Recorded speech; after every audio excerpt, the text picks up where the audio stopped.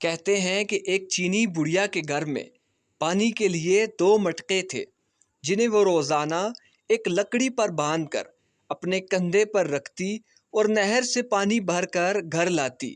ان 2 مٹکوں میں سے ایک تو ٹھیک تھا مگر دوسرا کچھ ٹوٹا ہوا۔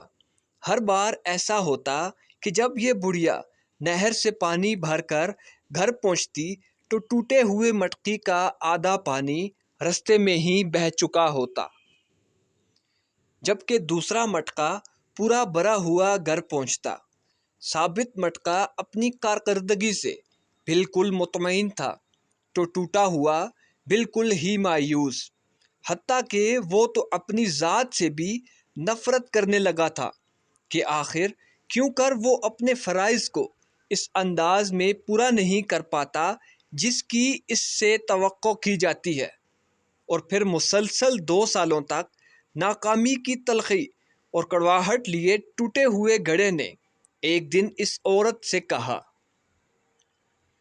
میں اپنی اس معذوری کی وجہ سے شرمندہ ہوں کہ جو پانی تم اتنی مشقت سے بھر کر اتنی دور سے لاتی ہو، اس میں سے کافی سارا صرف میرا ٹوٹا ہوا ہونے کی وجہ سے گھر پہنچتے پہنچتے رستے میں ہی گر جاتا ہے۔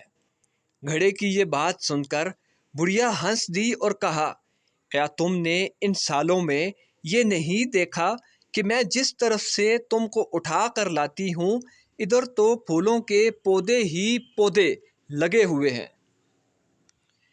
جبکہ دوسری طرف کچھ بھی نہیں اگا ہوا۔ مجھے اس پانی کا پورا پتہ ہے جو تمہارے ٹوٹا ہوا ہونے کی وجہ سے گرتا ہے، اور اس لیے تو میں نے نہر سے لے کر اپنے گھر تک کے سارے رستے میں پھولوں کے بیج بو دیے تاکہ میرے گھر آنے تک وہ روزانہ اس پانی سے سیراب ہوتے رہا کریں۔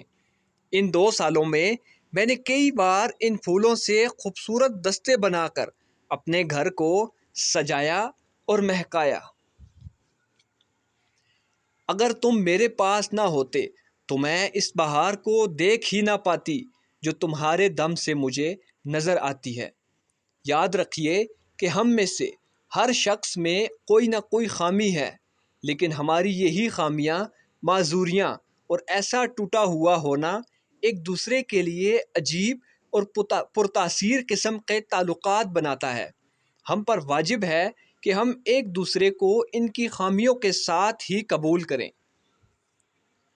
ہمیں ایک دوسرے کی ان خوبیوں کو اجاگر کرنا ہے جو اپنی خامیوں اور معذوریوں کی خجالت کی بوجھ میں دب کر نہیں دکھا پاتے۔